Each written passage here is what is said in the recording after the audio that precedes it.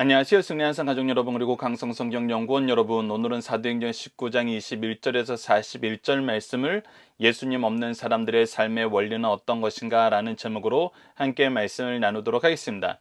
예배소 사역이 마무리될 때 이제 사도 바울의 모습과 이때 일어나게 된 예배소의 소동에 대해서 우리가 오늘 본문 말씀을 통해서 확인해 보도록 하겠습니다. 21절입니다. 이 일이 있은 후에, 즉 예배소에서 놀라운 말씀의 역사가 있은 후에, 말씀이 흥황하여 세력이 더한 일이 있은 후에 어떤 일을 계획하냐면, 바울이 마게도냐와 아가야를 거쳐 예루살렘에 가기로 작정하여, 즉 이제 그가 예배소에서의 사역을 마친 다음에 다시 마게도냐와 아가야, 즉 유럽 지역을 다시 한번 돌아본 다음에 예루살렘에 가서 다시 한번 보고하고, 그 이후에 그 다음 선교 목적지를 어디로 정했냐면 로마를 정했습니다. 그래서 땅끝까지 이르러 말씀을 전하는 이 말씀 안에서 로마를 지나서 이제 지금 현재 스페인 지역까지 나아가기로 작정을 하였고, 이것은 우리가 뒤에서 보겠지만 예수님께서 로마로 가게 될 것이라고 염려하지 말라고 얘기하는 걸 통해서 이것은 예수님께서 보여주신, 예수님께서 인도해 주신 성령의 역사 안에서 그가 방향을 전하게 되었던 것을 알 수 있습니다. 그래서 무엇을 먼저 하냐면 21절입니다. 자기 돕는 사람 중에 디모데와 에라스도 두 사람을 마게도냐로 보내고, 즉 본인이 가기 전에 먼저 자기네의 동역자, 제자들을 먼저 보내서 이 마게도냐에 있는 교회들을 먼저 안정시키고 그곳에 또 많은 말씀으로 권면하는 일이 있었던 것을 볼 수 있습니다. 자기는 아시아에 얼마 동안 있으니라라고 얘기하면서 그는 아직도 제자들을 먼저 파송을 하고 자기는 아시아에서의 선교 사역을 마무리하는 일에 집중했던 것을 볼 수 있습니다. 자, 근데 이때 문제가 생기게 됩니다. 새로운 사건이 들이닥치게 되는 거죠. 23절을 봅시다.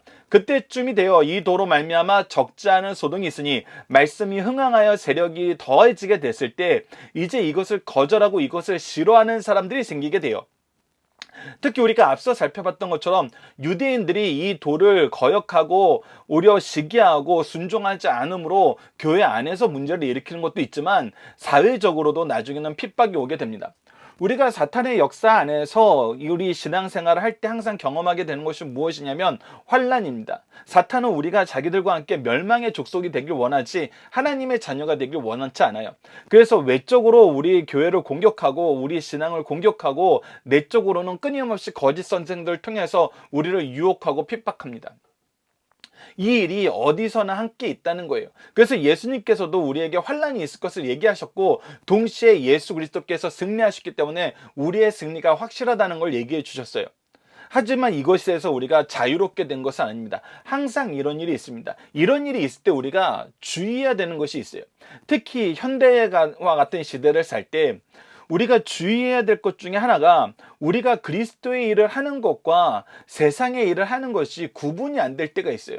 때로는 이상한 사람들이 예수 그리스도의 일이라고 얘기하면서 다양한 모습으로 세상에 나가게 하는데, 이 세상에 나가게 하는 모습이 어찌 보면은 우리가 교회 안에서 일어나는 원래 본론적인 모습, 하나님께서 우리에게 주신 은혜의 역사가 아니라 오히려 오늘 이렇게 적지 않게 소동을 일으키고 분쟁을 일으키는 사람들의 모습일 때가 있다는 거예요.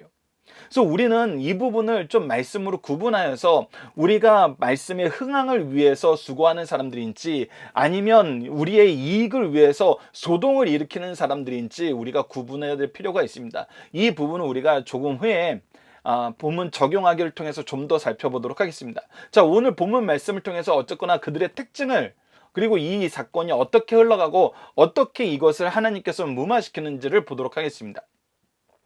자, 23절을 보면 그때쯤 되어 이 도로 말미암아 적지 않은 소동이 있으니, 즉 더메드리오라 하는 어떤 은장색이 은으로 아데미 신상 모형을 만들어 직공들에게 적지 않은 벌이를 하게 하더니라고 얘기합니다. 즉 이 사람은 은을 가지고 우상을 만드는 일은 우상업자였어요.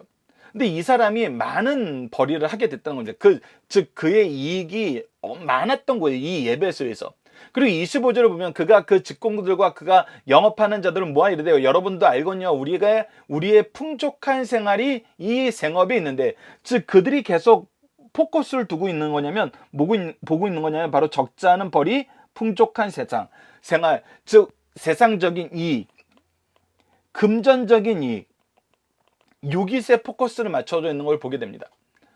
근데 이 금전적인 이익이 지금 현재 줄어들게 되는데 무엇 때문에 줄어들고 있다고 분석을 한 거냐면 26절 보지. 이 바울이 예배소뿐만 아니라 거의 전 아시아를 통하여 수많은 사람들을 권하여 사람의 손으로 만든 것이 신이 아니라 하니 이는 그대들도 보고 들은 것이라. 저 얼마 전에 마술사들이 마술책을 불태우고 오직 우리에게 참된 은혜와 생명의 권능을 주시는 분은 예수 그리스도라는 걸 알고 예수 그리스도의 종도를 통해서 일어나는 역사를 알기 때문에 이 다른 신을 믿기보다는 예수님을 믿게 되는 사람들이 많아진 거예요.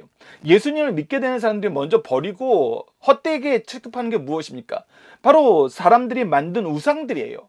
이것이 우상들이 얼마나 헛된 것이고 어리석은 것임을 알게 되면은 더 이상 이 사업에 손을 쓰지 않게 되는 것입니다. 현대적으로 얘기를 하면은 가장 쉽게 얘기할 수 있는 게, 예전에는 담배 피는 거, 술 마시는 것이 아무런 문제가 되지 않았어요. 예전에는 세상 타락된 문화에 가서 생활하는 것이 아무런 문제가 되지 않았어요. 토요일 날 클럽에 가거나 아니면 밤새 노는 것이 아무런 문제가 되지 않았어요. 근데 예수님을 믿게 되고 하나님의 거룩한 삶에 대해서 배우게 되고 우리가 예배 중심의 삶을 살다 보니까 주말에 술, 담배를 위해서, 클럽을 위해서, 세상 향락을 위해서 쓰는 시간보다 주일을 준비하면서 기도하면서 온 가족이 함께 모여서 정말 하나님 나라를 바라보는 삶이 커지니까 소비의 패턴이 완전히 바뀌는 거예요. 그러니까 이 사람들의 지금 이익이 예전보다 줄어들게 되는 거죠. 그리고 이것이 에베소에서 끝난 것이 아니라 아시아 전역에 흩어지고 있잖아요. 아시아 전역에 영향을 미치고 있잖아요. 그러니까 우리 도시 안에서의 상업 행위도 줄어들 뿐만 아니라 다른 도시에서의 수출도 줄어들게 되는 거예요. 예전에는 에베소에 와서 아데미 신전에 들려서 예배하고 아데미 신전에서 파는 우상을 살가던 사람들이 오히려 지금은 사도 바울에게 와서 말씀을 배우고 이 사람들과 말씀의 교제를 하면서 예수 그리스도를 믿고 아무것도 안 사간다는 거예요. 그러니까 이것이 지금 우리에게는 굉장히 안 좋은 상황이라는 거예요. 특히 우리 이익에 너무나 안 좋은 상황이라는 거예요. 자, 그래서 27절에 이것을 더 자세하게 합니다. 우리의 이 영업이 천하여질 위험. 아까도 앞서 얘기했다시피 이 신전에 놀러 와서 이 신전을 구경하러 와서 신에게 경배하고 우상을 사가던 것이 일반적인 건데, 이것은 이제 더 이상 헛된 거, 어리석은 거, 미련한 것으로 취급하여지니 이것이 천하여질 위험이 있고 큰 여신 아데미의 신전도 무시당하게 되고 온 아시아와 천하가 위하는 그의 위험도 떨어질까노라. 즉 지금 현재 이 우상을 믿는 사람들이 많아지고 이 우상을 믿는 사람들이 아시아 전역에 흩어져야지 우리의 사업이 같이 부흥을 하는데, 이 신의 권위를 떨어뜨리게 되니까 우리의 사업도 타격을 받는다는 거예요.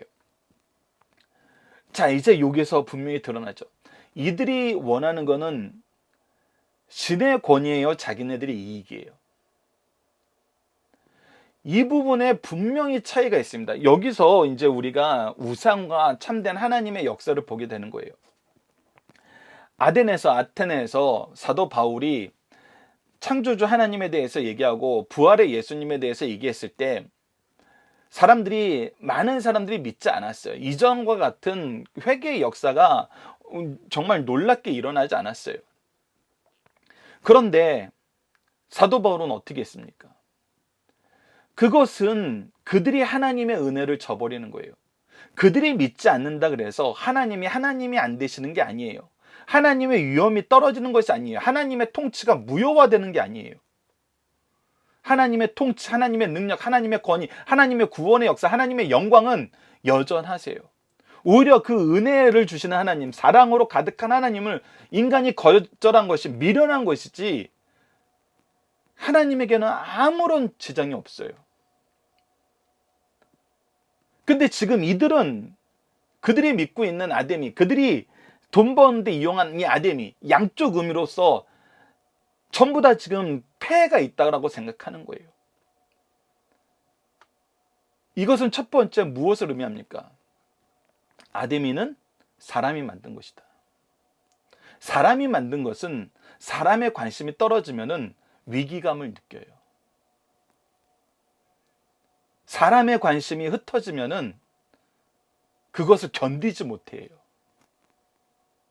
두 번째, 이들은 신의 권위보다 무엇에 더 포커스를 맞추고 있어요?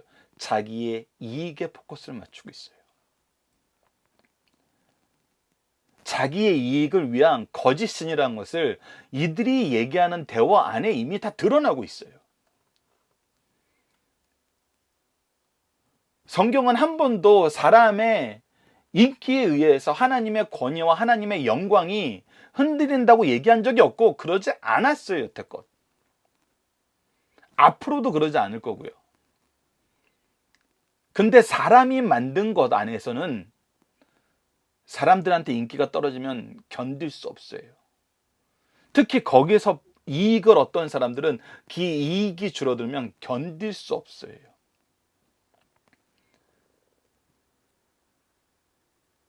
그래서 어떻게 합니까? 이익이 떨어지니까. 28절 봅시다. 그들이 이 말을 듣고 분노가 가득하여. 분노가 가득하여. 무엇에 대한 분노예요? 이익에 대한 분노죠. 근데 그 이익에 대한 분노를 이익에 대한 분노라고 얘기하는 존재들이 참 없어요. 요즘에는 오히려 이익을 추구하는 것이 뭐가 나쁜 거냐고 얘기하면서 이익에 대한 분노라고 얘기하는 경우도 훨씬 더 많긴 하죠. 집값이 떨어지면 분노하게 되고, 어떤 사람들에 의해서 자기가 벌 기회를 줄었다 그러면 분노하게 되고, 그래서 어떤 사람들은 이것이 더 순수한 분노가 아니냐고 얘기하는 사람들도 있어요. 하지만 기본적으로는 우리가 그것은 참 이기적인 것이라고 생각을 하죠. 왜? 내가 가진 것이 완전히 박탈되는 것이 아니라 내가 가진 것이 조금 줄어드는 것에 대한 분노니까. 내가 가지는 것이 조금 줄어들어서 다른 사람이 안정적인 생활을 할 수 있다 그러면은 우리는 분노하지 않는 게 그리스도의 정신이죠. 교회가 평균케 하게 하시는 하나님의 은혜를 나누는 가장 좋은 방법인 걸 알죠. 그러나 지금 현대 사회는 내가 가지고 있는 거 줄어드는 걸 용납하지 않는 거예요. 더 많이 갖지 못하는 걸 또 분노하죠. 더 나아가서는. 그런 거 보면은 지금 이 에베소의 모습보다, 즉 현대 우리의 모습이, 우리 사회의 모습이 더 큰 분노와 더 큰 욕심에 쌓여 있는 걸 수도 있어요. 그러나 이들은 우선 자기의 개인의 이익에 대한 분노는 가리고 뭐라고 해요? 가득히 외쳐 크다 에베소 사람의 아데미여. 신의 존재, 신의 존엄에 대한 지금 피해를 받고 있다라고 주장을 하는 거예요. 사실은 이익인데 신의 존엄이에요. 존엄이라고 포장을 하고 있는 거예요. 그러나 다시 한번 강조하지만 이로 인해서 신의 존엄이 파괴가 된다면, 감소가 된다면 이거는 뭐예요? 사람이 만든 거예요. 자, 그리고 이제 어떤 일이 일어납니까? 29절, 온 시내가 요란하여 바울과 같이 다니는 마게도냐 사람 가이오와 아리스다고. 즉 마게도냐 사람 가이오와 아리스다고라는 이 표현을 통해서 무엇을 알 수 있어요? 마게도냐 지역에서 사도 바울의 동역자로, 제자로서 양육받은 가이오와 아리스다고라는 사람이 이미 이 선교단에 함께 합류하고 있었던 걸 볼 수 있어요. 붙들어 일제히 영국장으로 들어가는지라. 즉 이 사람들이 이제 분노가 가득 차면서 어떤 일을 하냐면 폭력적인 일을 하기 시작해요.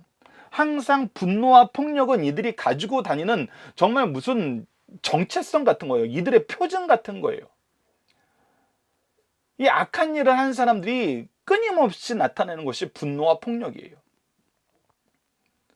여러분들 사도행전 안에서 잘 보세요. 교회가 분노와 폭력을 휘두른 적이 있는가? 분노와 폭력은, 이것은 그리스도의 사역이 아니에요.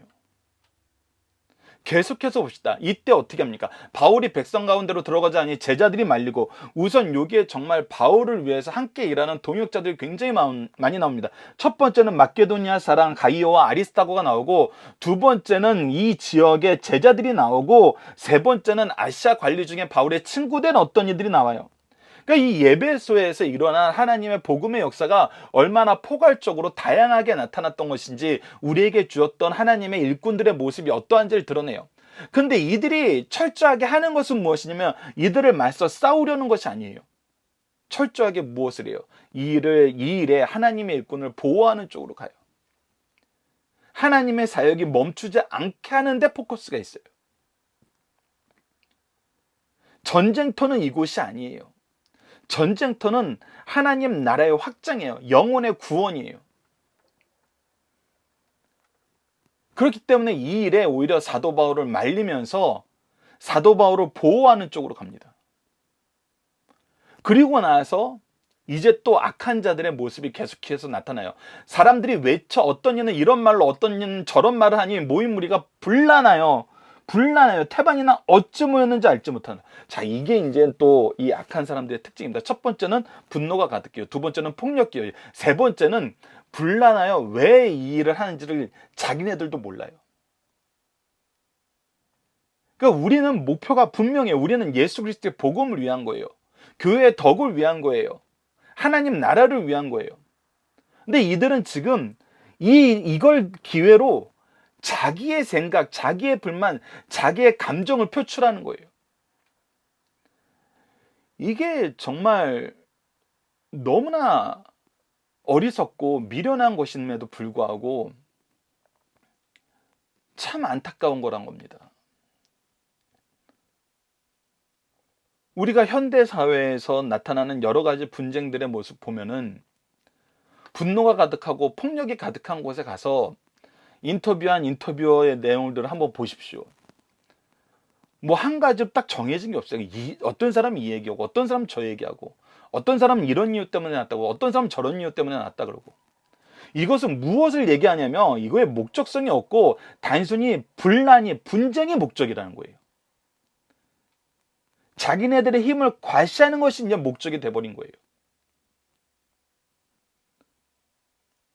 자, 그때 이제 또 참 안타까운 일이 일어납니다. 30절을 보면 유대인들이 무리 가운데 알렉산더를 권하여 앞으로 내미니 여기서 이제 유대인들이 빨간 줄로 표시한 이유는 뭐냐면 여기에 있는 유대인들은 하나님의 말씀을 전하기 위해서 복음의 일꾼으로서 사역됐던 유대인들이라고 보지 않아요.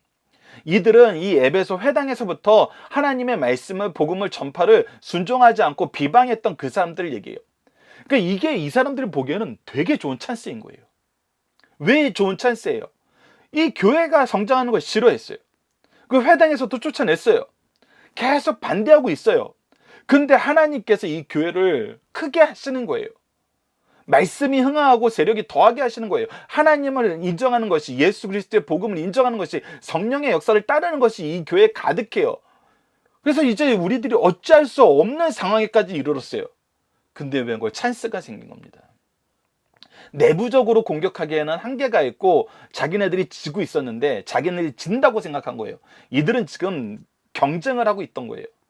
근데 외부에 있는 사람들이 갑자기 이 일에 동참해서 교회 일꾼들을 잡아간 거예요. 그래서 이 일에 대해서 얘기하려고 그러는 거예요. 이 기회를 잡아서 자기네들의 목적을 이루려는 거예요. 그래서 알렉산더가 손짓하여 백성들에게 변명하려고 그래요. 이 일에 대해서 얘기하려고 그래요. 우리와 구분해서 봐달라. 저들이 이래서 나쁜 것이다. 우리도 저 사람 싫어했다. 만약에 이 문맥 안에서 이들이 변명할 것을 찾아들려 했다면 만약에 이 알렉산더가 이 소요의 이 맥을 짚고 있었다 그러면은 그들은 뭐라고 얘기했을까요? 우리들이 회당에서 생활할 때는 너희들한테 금전적으로 손해준 거 없잖아. 우리는 너희들이 아데미 신 믿는 거 뭐라고 한 적 없다. 너희들에게 금전적인 손해를 끼치고 너희들이 믿는 아데미 신을 모독한 거는 우리 유대인, 우리 회당 사람들이 아니라 저 교회 사람들이라고 얘기하는 거예요. 그렇게 변명을 하려 했겠죠. 이 문맥을 이해하고 있다면. 아니면 같이 비난하는 사람에 합류하려고 그랬겠죠. 근데 하나님께서 이거는 또 정말 악한 징계의 몽둥이에 있어서 악한 자들을 막는 것처럼 34절 봅시다. 그러나 그가 유대인 줄 알고 다 한 목소리로 외쳐 이르되 유대인은 나서지 말라는 거예요. 크다 에베소 사람의 아데미요. 여기에 두 가지가 있어요. 에베소 사람들의 일이다. 이거는 아데미의 일이다. 이거를 뭐예요? 2시간이나 해요. 2시간이나. 자, 근데 여러분들 여기서 참 어리석은 자들의 어리석음이 계속 확장되어서 어리석음으로 달려가는 것이 드러나는데, 이 알렉산더, 유대인들의 대표로 알렉산더가 나타났던 것도 어리석은 시도였고, 이 시도를 막은 이 에베소 사람들의 모습도 어리석은 거였는데, 그 어리석음이 어떻게 가냐면 끊임없이 에베소 사람 아데미를 외치는 곳으로 가요. 아무것도 안 하는 거예요. 그런데 지금 이들이 이 외치기를 전에 했던 게 뭐예요? 바로 가이오와 아리스타고를 잡아서 폭력적으로 이 극장에 가둔 거였어요. 그러니까 여러분들 이 부분을 보면은 이제 서기관의 이 설득에서 이 부분이 드러나는데, 지금 에베소 사람의 아데미어 하기를 2시간을 한다는 것은 우리의 정체성은, 우리는 지역적으로 에베소에 살고 우리의 영적인 정체성은 아데미를 섬기는 사람들이다라고 외치고 있는 거예요. 그러니까 서기관이 이 문제에 대해서 얘기를 하는데, 근데 이것이 2시간이나 가까이 되자 이것이 무엇으로 보일 수 있어요? 우리가 예루살렘 이 복음서를 통해서 이 예수님 시대에 호산나 찬양을 받으시면서 올라오는 예수님에 대해서 우리가 요한복음에서도 확인을 했었지만, 유대 지도자들은 이것이 무엇으로 해석되는 걸 경계했어요. 소요, 즉 어떤 시위로 표현되는 걸 싫어했어요. 이 시위는 필연적으로 무슨 시위로 비칠 수 있냐면 정권에 대한 반대, 이 황제에 대한 반대 시위로 보여줄 수 있어요. 근데 이것이 계속 되니까 서기관이 이제 이렇게 얘기하는 거예요. 서기관이 무리를 진정시켜 이르되, 에베소 사람들아, 에베소시가 큰 아데미와 제우스에게 내려온 우상의 신전지기가 된 줄을 알지 못하냐. 우리 지금 현재 에베소에 아데미 신전 없니? 제우스 신상 없니? 그 우상을 섬기는 사람 없니? 우상을 섬기는 모습에 어떤 제재를 가한 적이 있니? 지금 이들이 하는 일에는 어떤 제재도, 어떤 이전과 바뀐 어떤 특별한 상황이 없어요. 그래서 36절, 이 일이 그렇지 않다 할 수 없으니 너희가 가만히 있어 무엇인지 경솔하지 아니하리라. 그런데 너희들이 하는 행동의 이유가 뭐냐는 거예요. 종교의 자유도 줬고, 이 도시가 아데미를 섬기는 일에 큰 역할을 감당하고 여전히 이것의 비중이 큰 것이 사실인데, 도대체 너희들이 무엇을 하고 싶어 하는 건지, 그리고 너희들이 경솔하다고 얘기하면서 그 경솔한 이유에 대해서 얘기하는데, 37절입니다. 신전의 물건을 도둑질도 아니하였고 우리 여신을 비방하지도 아니한 이 사람들을 너희가 붙잡았으니, 즉 이 사람들이 죄가 없는데 너희가 붙잡았던 거예요. 이 사람들은 너희들이 아데미 신을 섬기는 것처럼 여호와 하나님을 섬기고 예수 그리스도의 복음을 전하는 사람이란 거예요. 그들이 너희들에게 해코지하거나 너희들에게 핍박을 가거나 너희들이 싫어하는 어떤 일을 한 것이 없다는 거예요. 만일 데메드리오와 그와 함께 있는 직공들이 누구에게 고발할 것이 있으면, 여기서 이제 분명히 드러나는 거죠. 이 서기관이 지금 무엇을 하는 거예요? 이 소동의 주모자가 누군지 알아요. 데메드리오와 그와 함께 있는 직공이에요.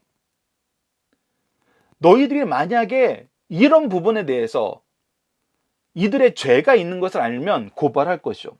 절차를 따르는 거예요.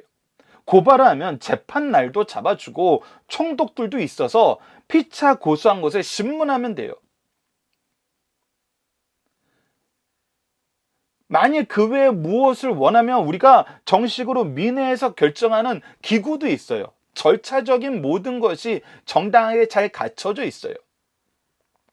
근데 지금 너희들이 하는 것은 무엇이냐면, 오늘 아무 까닭 없이 이 일에 우리가 소요 사건, 근데 너희들이 아무것도 없는데 소요 사건을 일으키고 있어. 그럼 이 소요 사건은 무엇으로 비칠 수 있냐면, 정부에 대한 비판과 황제에 대한 비난으로 받아들여질 수 있다는 거예요. 그래서 이 지금 너희들이 하는 거의 성격은 무엇이냐면 불법 집회라는 거예요. 왜? 너희들이 공격하는 자들에겐 죄가 없어. 그런데 너희들은 이 사람들 앞에서 이 사람들을 가두면서 죄를 지면서 불법적으로 모여서 불법적인 일을 지금 하고 있어. 그럼 이거에 대해서 우리가 어떻게 보고를 해야 돼? 이 문제를 로마가 어떻게 보겠어? 이 문제를 객관적인 입장에서 보면 무엇으로 비춰지겠어? 라고 설득을 하는 거예요. 여러분들 여기서 우리가 이제 보게 되는 건 무엇이냐면 정말 우리가 자세히 봐야 되고 정말 진지하게 생각해 봐야 될 게 무엇이냐면 끊임없이 세상은 우리를 폭력적인 방법으로 그들이 원하는 모습과 동일해지도록 우리에게 유혹을 가려요. 핍박이 때로는 가장 큰 유혹이 될 수 있어요. 우리처럼 되라는 거예요. 너희들이 당한 것처럼 우리에게 갚아보라는 거예요.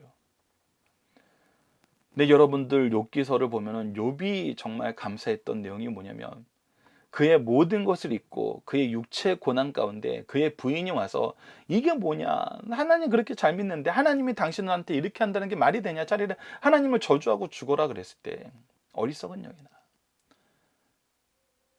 네가 하나님을 알지 못하고 하나님이 주신 거 하나님이 거둬감을 알지 못하고 내가 오히려 감사하는 것은 내 입술로 하나님께 범죄하지 않음을 감사한다고 얘기하는 것처럼 우리가 이 세상을 살면서 정말 자세히 봐야 되는 것은 무엇이냐면 우리가 그들과 함께 죄에 빠지는 거예요. 하나님이 가장 싫어하고 하나님이 가장 우리를 강하게 경고하시는 것 중에 하나가 무엇이냐면 너희들이 너희들의 일을 위하여서 무엇을 한다고 하면서 특히 예수 그리스도의 복음을 전하는 일을 한다고 하면서 죄에 빠지지 말라는 거예요. 죄에 빠지지 말라는 겁니다. 그리고 오늘 이 서기장이 우리에게 보여준 것은 무엇이냐면 이 문제가 해결되는 데는 무엇을 통해서 해결이 되냐면 절차적인 정당성을 통해서 해결이 된다는 거예요. 이것이 우리가 세상에서 핍박을 당하면서 억울한 일을 당할 때 이 억울한 일을 해결해 나아가는 방향에서 굉장히 우리가 주목해야 될 부분이에요. 우리가 같이 폭력적이어지고 우리가 같이 악을 행하는 것이 아니라 이 절차적인 정당성 안에서 우리가 죄가 없음이 드러나게 하는 것이 훨씬 더 중요하다는 거예요. 그리고 하나님은 이렇게 우리에게는 죄가 없고 이들이 오히려 폭력적이고 죄를 짓고 불법한 일을 한다는 것을 드러내도록 우리를 도와주시고 우리를 보호해 주신다는 거예요. 여러분들 이것은 이제 우리가 앞으로 예루살렘에 갔다가 예루살렘에서 로마로 압송되게 되는 바울의 모습에서도 나타나요. 바울은 절차적인 정당성을 지키면서 끊임없이 그 장소를 무엇하는 장소로 만드냐면 특히 재판받는 장소를 무엇하는 장소로 만드냐면 예수 그리스도의 복음을 전하는 장소로 만들어요. 이것은 정말 우리가 배워야 되는 놀라운 점입니다. 우리가 악으로 폭력으로 분냄으로 나아가는 것이 아니라 절차적인 정당성 안에서 매 순간순간 모든 장소를 예수 그리스도의 복음을 전하는 자리로 바꿔야 돼요. 우리가 오늘 본문 말씀을 통해서 이 부분을 정말 복합적으로 오늘 본문은 우리에게 시사하는 바가 너무나 커요. 우리가 현대사회에서 적용해야 될 점이 너무나 많습니다. 이 부분을 잘 보면서 우리가 앞으로의 삶의 모습, 삶의 내용을 참 자세하게 말씀을 통해서 검토해보는 시간이 되었으면 합니다. 자, 본문 묵상입니다. 바울은 성공적인 사교 이후에 무엇을 바라보나요? 땅끝까지로 복음을 전하신 그 하나님의 말씀 안에서 예수 그리스도의 명령 안에서 자기의 삶의 방향을 전해요. 내가 이미 가서 돌봤던 마케도니아와 아가야 지역을 다시 돌아보고 이 모든 사역의 열매에 대해서 예루살렘 교회 성도들과 함께 나누고 그리고 이제 로마까지 가리라. 그리고 이 일을 위해서 실질적으로 자기의 이 동역자 된 사람들 디모데와 에라스도를 보내요. 그래서 준비하는 거예요. 함께 일하게 되는 거예요. 이 3차 전도 여행에 나가서는 이것이 이제 더 확장된 걸 볼 수 있어요. 바울 사도 중심의 사역을 기록하다가 이제 3차에서는 바울과 함께 동역자 된 사람들의 이름이 많이 등장해요. 자, 그리고 두 번째, 데메드리오는 무엇으로 큰 소득을 얻던 사람이에요? 신상의 모형을 만들어서 그냥 우상 사업을 했던 사람이에요. 데메드리오가 교회를 핍박한 이유는 무엇입니까? 외적으로는 실질적인 핵심은 우리의 수익이 주었다는 거예요. 근데 이것을 외부적으로 표현할 때는 뭐라고 표현해요? 우리의 신의 권위가 떨어졌다고 얘기해요. 권위가 떨어진 이유가 뭐예요? 믿는 사람들이 적어졌다는 거예요. 예전처럼 우상 찾는 사람들이 적어졌다는 거예요.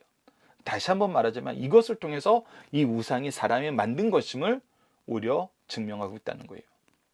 세 번째, 데메드리오의 소동은 어떻게 확장됐는가? 분노가 일어나고 요란함이 일어나고 그 왜 분란하여서 왜 모였는지 모르고 그냥 미련하게 계속 외치는, 자기네들의 주장을 계속 외치는 것으로 자기네들이 왜 이곳에 모였는지도 모르면서 어떤 구호에 그냥 현혹되어서 그 구호에 그냥 사는 거예요. 참 이게 마음 아픈 일입니다. 현대사회에 너무 자주 나타나는 것 같아서. 다섯 번째, 이때 유대인들은 어떤 일을 하려 하나요? 오히려 이 일에 대해서 자기네들의 찬스라고 생각하고 자기네들의 기회를 살리려고 하는 건데, 이것이 두 가지 모습 중에 하나일 거라고 얘기하잖아요. 첫 번째는 우리는 다르다. 우리는 너희들을 보장해줬다. 선을 긋든지, 아니면 우리도 쟤네들 참 싫어한다. 오히려 이들과 협조하든지. 근데 하나님이 이 모든 악한 세력의 이 시도를 하나님께서 다 막으시고 어떻게 해결하세요? 세상의 절차적인 정당성을 통해서 해결하세요. 본문의 중심 사상 봅시다. 첫 번째, 사람, 성도들의 목적은 성취할 경우에도 자만하지 말며 만족하지 말고 새로운 일을 계획하면서 주님께 최선을 다하는 모습을 보여줘야 된다는 것입니다. 바울 사도는 이런 점에서 우리에게 본을 보였습니다. 우리도 오늘에 주어진 일이 무엇인지 확인하였다면 그 일에 가장 본이 되고 앞장서는 일꾼이 될 것을 가르쳐 주신 말씀입니다. 두 번째, 사람의 손으로 만든 것은 신이 아니다. 신이 될 수 없으며 신이 되어서도 안 된다는 겁니다. 인간에게 경배를 받으실 분은 오직 여호와 하나님이시라는 거예요. 그러나 인간이 하나님을 경배하지 못하게 되면 자연스럽게 우상 숭배에 빠지게 되고 경배의 대상이 점점 더 확장되어 많아지게 되어 자기들이 만든 예술품까지도 섬기는 대상으로 삼게 됩니다. 하나님을 유일하게 섬기는 일이 가장 지혜롭고 금세와 내세의 가장 복된 이름을 가르쳐주고 있어요. 세 번째, 어느 시대나 역사상 하나님께 선한 쓰임받는 사람도 있고 하나님께 악한 도구로 사용되는 사람들도 있다는 거예요. 본문에 나오는 바울, 가이오, 아리스타고 등은 하나님이 은혜와 능력의 도구로 쓰시는 인물이요, 서기장과 아시아의 한 관원 등은 하나님이 사용하시는 사람이요, 데메드리오와 알렉산더 등은 하나님의 불의의 병기로 사용된 사람입니다. 하나님의 영광을 위하여 하나님께 직접 쓰임받는 사람이 되기를 소원하는 성도들이 되어야 될 것을 우리에게 가르쳐주고 있어요. 자, 본문 다짐입니다. 데메드리오와 동료 장인들과 사업주들은 어떤 사람이었습니까? 그들은 이익을 위해서 사는 사람이었고 이익의 노예가 돼서 참된 평안을 바라보지 못하는 사람들이었어요. 여러분들, 이것은 우리가 빌립보에서도 나타난 거잖아요. 귀신 들린 여자를 통해서 점쳐서 돈을 버는 주인들이 끊임없이 바라봤던 건 무엇이? 이익이에요. 영혼의 구원이나 참된 평안이나 생명이 아니었어요. 이익에 매몰된 사람들은 계속 이런 삶을 산다는 거예요. 그리고 자연과 예술에 대한 맹목적인 추종자여 숭배자였으며 자기 만족을 위해 사는 사람이었어요. 내 만족이 중요한 것이지 하나님의 뜻이 중요한 것이 아니에요. 이것은 유대인들도 마찬가지였어요. 신앙생활의 만족은 내가 만족함을 얻어야지 하나님의 뜻을 이루는 것이 아닌 경우가 너무나 많아요. 사람들이 때로는 신앙생활하면서 내부적으로도 설왕설래하는 것이 신앙생활 이렇게 해야 돼, 신앙생활 저렇게 해야 돼, 이런 표현이 자주 나오는데 그 자세히 들여다보면 자기가 잘하고 자기가 좋아하는 모습이 더 중요하다고 주장하는 거예요. 그건 마찬가지예요. 자기 만족을 위해 사는 거예요. 우리가 찾아야 되는 것은 하나님의 뜻이에요. 하나님의 계획이에요. 이 부분에서 우리가 그 차이를 알아야 됩니다. 두 번째, 데메드리오의 선동을 통해서 얻게 된 교훈은 무엇입니까? 첫 번째, 우리도 바울처럼 진리의 전파자와 수호자로서 어느 때에는 순교를 각오하면서 복음을 전해야 할 것을 우리에게 보여줍니다. 두 번째, 이교도와 사이비 교도들은 우리보다 훨씬 광신적이라는 걸 보여줘요. 세 번째, 거짓 지도자나 광신자들이 사단의 혀를 가지고 인간들을 설득할 때 선량한 성도들도 넘어갈 수 있다는 것입니다. 이 부분은 우리가 항상 주의해야 돼요. 자, 그래서 이제 우리가 확인해야 될 것이, 지난 시간에 있었던 말씀의 흥황과 오늘 나타난 관적인 분쟁은 어떤 차이가 있나요? 우선 말씀의 흥황은 목표가 뭐예요? 요한복음 3장 16절과 사도행전 16장 31절을 봅시다. 하나님이 세상을 이처럼 사랑하다 독생자를 주셨으니 이는 그를 믿는 자마다 멸망하지 않고 영생을 얻게 하려 하시며, 영생이 우리가 이루고자 하시는 목표예요. 우리를 불어서 쓰시는 하나님의 뜻이에요. 사도행전 16장 31절에도 이르되 주 예수를 믿으라 그러면 너와 내 집이 구원을 받으리라. 그래서 영생, 구원이 우리의 목표예요. 그러나 이 광적인 분쟁의 목표는 뭐였어요? 물질이었어요. 이익이었어요. 완전 차이가 나죠. 그리고 방법은 어땠습니까? 우리가 지난 시간에도 사도 바울이 이 에베소에서 나타냈던 모습이 예수님의 사역의 모습과 동일하다고 그랬죠. 마태복음 4장 23절을 보면 예수께서 온 갈릴리에 두루 다니시다 그들을 회당에서 가르치시며 천국 복음을 전파하시며 백성 중에 모든 병과 모든 약한 것을 고치시니. 그래서 가르치고 전파하고 고치는 일. 그리고 사도행전 2장 42절로 43절을 보면 그들이 사도의 가르침을 받아 교제하고 떡을 떼며 오로지 기도에 힘쓰니 사람마다 두렵게 한데 사도들로 말미암아 기사와 표적이 많이 나타나니라. 그러면서 정말 가르침과 교제와 예수 그리스도의 이 성찬을 통해서 예수 그리스도의 죽으심과 재림에 대한 소망과 그리고 기도의 능력이 나타나는 것이 우리의 삶의 방식이에요. 그런데 이들은 뭐였어요? 분노와 폭력과 분란이었어요. 거기에 플러스 항상 들어가는 것이 뭐예요? 거짓이에요. 항상 거짓말이 들어가요. 항상 거짓말이 들어가요. 그리고 열매의 차이가 있습니다. 복음의 열매는 무엇입니까? 사도행전 2장 44절로 40절 위의 말씀에 이어서 믿는 사람들이 다 같이 다 함께 있어 믿는 사람이 늘어난다는 거예요. 모든 물건을 통용하고 우리에게 주시는 그 물질을 하나님께서 평균케 하라는 것을 쓰시는 거예요. 또 재산과 수요를 팔아 각 사람의 필요에 따라 나눠주며 하나님이 쓰시는 목표 안에서 쓰는 거예요. 날마다 마음을 같이하여 성전에 모이기를 힘쓰고 집에서 떡을 떼며 기쁨과 순전한 마음으로 음식을 먹고, 우리가 예배가 삶의 중심이 되고 성도의 교제가 삶의 중심이 되고 하나님을 찬미하는 것이 삶의 중심이 되고, 이렇게 되자 어떻게 돼요? 온 백성에게 칭송을 받으니 주께서 구원받는 사람을 날마다 더하게 하시니라 라고 얘기하면서 우리가 하나님의 은혜 안에서 하나님 나라의 확장을 경험하게 돼요. 로마서 14장 19절로 이렇게 얘기하고 있습니다. 그러므로 우리가 화평하는 일과 서로 덕을 세우는 일에 힘쓰나니. 화평하게 하는 일은 그리스도께서 주시는 참된 평화를 소유하게 하는 거예요. 덕을 세우는 일은 우리가 교회 일꾼이 되는 거예요. 교회를 세우는 거예요. 우리 각자가 교회가 되고 우리의 공동체가 교회가 되고 우리의 가정이 교회가 되고 우리 사회가 교회가 되는, 즉 하나님을 만나고 하나님의 뜻에 따라서 쓰임을 받는 하나님의 나라가 되는 거예요. 그리고 갈라디아서 5장 22절에 23절을 보시다. 오직 성령의 열매는 사랑과 희락과 화평과 오래 참음과 자비와 양성과 충성과 온유와 절제니 이 같은 것을 금지할 법이 없느니라. 그런데 관적인 분쟁은 무엇이 나타나요? 불법만 남아요. 사실 열매가 아무것도 없어요. 폭력의, 분쟁의, 거짓의 열매는 사실 죽음입니다. 죽음밖에 남지 않는 일들이에요. 그래서 분명히 차이가 있습니다. 말씀의 흥황과 광적인 분쟁에 대한 구분은 우리가 할 줄 알아야 돼요.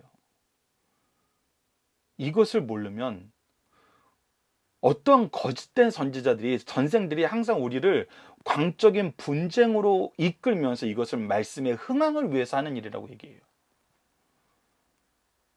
근데 여러분들 잘 보세요. 목표, 방법, 열매가 완전히 다릅니다. 이번 주 공동 기도 제목은 우리 한 사람 한 사람이 사명에 충성하면서 복음의 역사와 복음의 승리가 충만한 교회와 가정의 일꾼이 되게 하여 주소서 기도합시다. 오늘 본문 말씀을 통해서는 우리가 그리스도의 복음을 위해서 말씀의 열정을 가지고 성령의 덕을 쌓는 참된 부흥을 사모하게 하여 주소서. 이익을 위해 감정적으로 방향도 없이 모여서 폭력을 일삼는 세상의 소용돌이에 휩싸이지 않도록 보호해 주시러 기도하는 우리 승리한 산 가족 여러분들, 강성성경연구원 여러분들이 기도합니다. 감사합니다.